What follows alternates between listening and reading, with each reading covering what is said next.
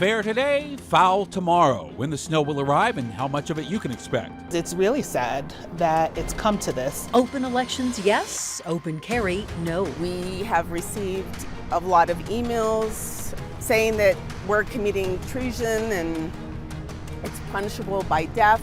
Colorado Democrats say polling sites are no place for firearms. Plus, a former Aurora police officer sentenced to time in jail. And Marshall fire victims get all the assistance without any of the questions. Our mission is to help people regardless of their situation and without discrimination.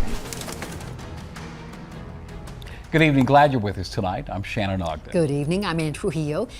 Tracking your weekly winter storm warning. The system arriving tomorrow should bring up to 6 inches of snow to the Front Range and a bit more to the foothills and high country. Chief Meteorologist Mike Nelson's tracking when it will get here and when it will leave. Mike? Another quick hitter coming our way. The temperatures are still mild right now after highs in the upper 50s to low 60s this afternoon. We're still in the 40s and 50s, but by this time tomorrow it'll be 20 degrees colder. Just high clouds over the state at the moment, but we have plenty of advisories that are in effect. Winter storm watch along the Front Range, winter weather advisory down to the south along the Sangre de Cristos and the Wet Mountains. Fire weather warning will end here just in a few minutes over southeastern Colorado for today. Here's the watch area for tomorrow. Most of the I-25 corridor likely will switch over to a winter weather advisory for the Denver area as this cold front comes in and brings us a sharp change in temperature and a good round of snow, but not for tonight or tomorrow morning. The roads will stay dry. Snow develops early afternoon tomorrow, will be very slick tomorrow night and early on Thursday, along with much colder temperatures. I'll pinpoint how much snow to expect in your neighborhood in about 15 minutes. And really, don't feel like you have to wait on us for weather information. The stream and radar are going 24/7, and you'll find it on thedenverchannel.com and the Denver 7 app.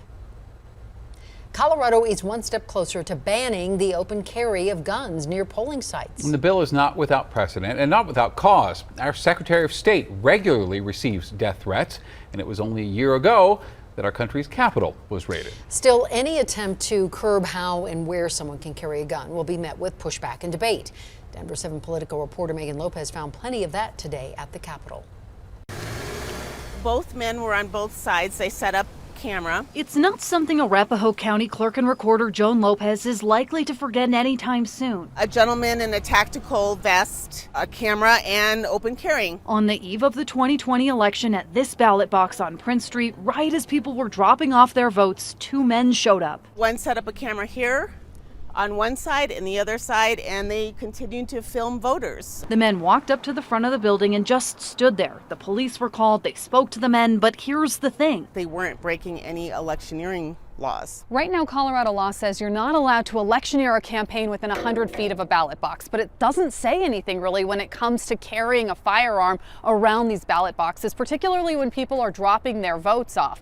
A handful of jurisdictions have taken it upon themselves to come up with their own rules, but for the most part, most counties follow state law. What we saw in the 2020 elections just put a spotlight on how sensitive voting has become, and that's unfortunate. That's why Representative Jennifer Bacon and a group of Democratic lawmakers have proposed a bill to ban open carry around ballot boxes and polling places. We want to reinforce the notion of how sacred it is to be able to vote, how important it is that people feel safe. I think that is a very valid argument. House Bill 1086, otherwise known as the Vote Without Fear Act, is not without opposition. I don't like to be in gun-free zones. Representative Patrick Neville was at Columbine in 1999 and lost classmates. He says this bill could have the opposite effect on some voters. This is going to make guys like me fearful, and that might be what they're attempting to do, is to suppress conservatives from actually turning out to vote. The bill passed its first committee hearing on Monday along party lines. As for Arapahoe County, with or without the bill, they're taking action. It was passed where open carry is not allowed in our buildings any longer. A big change before the 2022 midterm elections. Megan Lopez, Denver 7.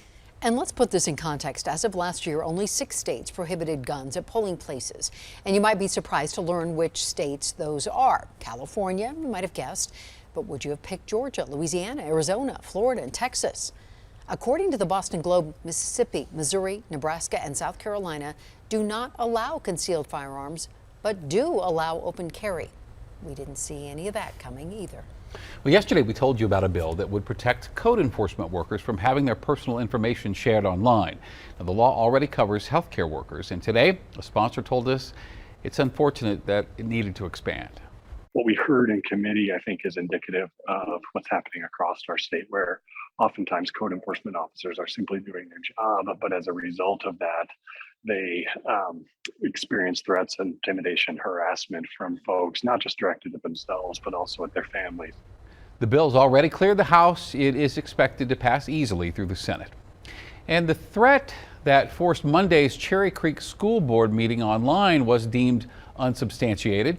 Greenwood Village police say it was not connected to the threat at Jeffco last week. The schools operated today without interruption. Deputies in Clear Creek County continue to search for this missing woman. She's been missing since Sunday.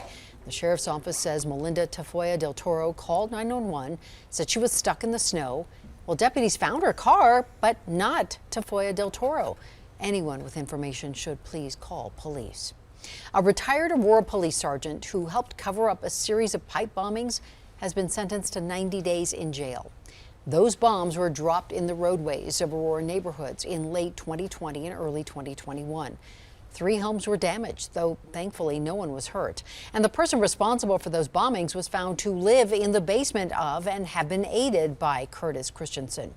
Christensen also bought an AR-15 that he then gave to that suspect, despite knowing he was a convicted felon. He left Aurora PD in 2006. As expected, Governor Polis announced today he is running for re-election. A businesswoman and CU Regent Heidi Ganal is thought to be Polis's most serious challenger. A recent poll by Global Strategy Group found that while national Democrats have wavered in popularity over the last year, support for Governor Polis has remained strong and steadfast. The Douglas County School Board will explain their hiring process and timeline for appointing a new superintendent tomorrow. Unlike the meeting where they fired previous superintendent Corey Wise, this one is expected to have public comment. That is scheduled for 5 o'clock. The official conversation on the superintendent is scheduled to begin at 7. The effort to rebuild from the Marshall Fire will take another step forward tonight as Louisville considers removing roadblocks over setbacks. Councilmember Kyle Brown told Denver 7 the clock's ticking to make decisions and get construction underway. This is an urgent problem, and people are already having to make decisions about whether they can stay or whether they need to find another place. We want to keep them in Louisville. And down the road, Louisville will address energy efficiency requirements as they relate to rebuilding. Expect much more controversy when that hits the agenda. And restoring Louisville and Superior to its old self is going to take a lot of buy-in. Because the more people buy in, the more people can give away for free. Here is Denver 7's Veronica Acosta. Chips, cereal, bottled water. A few of the items you'll find inside of the Sister Carmen Community Center's food bank. But it's the people this place helps that matter most. Our number one thing is that we put people first. And over the past month, the priority has been helping Marshall Fire victims, many of the same people this organization has helped for years. Typically, we serve Superior, Louisville, Lafayette, and Erie. So pretty much 100% of the fire and those affected have been in our service area. Getting them everything from food off these shelves. Through our food bank, we're able to provide food, obviously, but also hygiene items, baby items like diapers, formula, that sort of thing. To clothes, a roof over their heads, even if it's just a temporary one. We've also been helping people with getting into hotels. I think we've helped over 70, if not 80 families now. But what's proven to be the most helpful, gift cards to use when victims need them most. We've distributed over $250,000 in gift cards. A big part of Sister Carmen's mission with fire recovery has been helping all victims, including those who may not have the same kind of access to help as others. People who are undocumented, for example, don't have access to the same resources as people who have a social security number. So we're able to provide that assistance even if families are undocumented because, as I said, our mission is to help people regardless of their situation and without discrimination. We have to help them a little differently. Help them and the hundreds of others impacted. It feels really awesome to be able to help them in a situation just because they're people. Giving them a bit more light at the end of the tunnel. In Lafayette, I'm Veronica Acosta, Denver 7. Today, Boulder County expanded financial assistance to homes that experienced smoke or ash damage. $2,500 is available to households of 1 to 2 people, $5,000 available for larger families, and applications can be submitted through Boulder County's website. The Central Business District has a new name and a new voice. We'll explain. We're vested in downtown. We love it. Plus, Frozen Dead Guy Days makes a comeback and Mike Tyson pays Aurora a visit. We're mild today, but snow on the way for Wednesday. Winter storm watch in effect.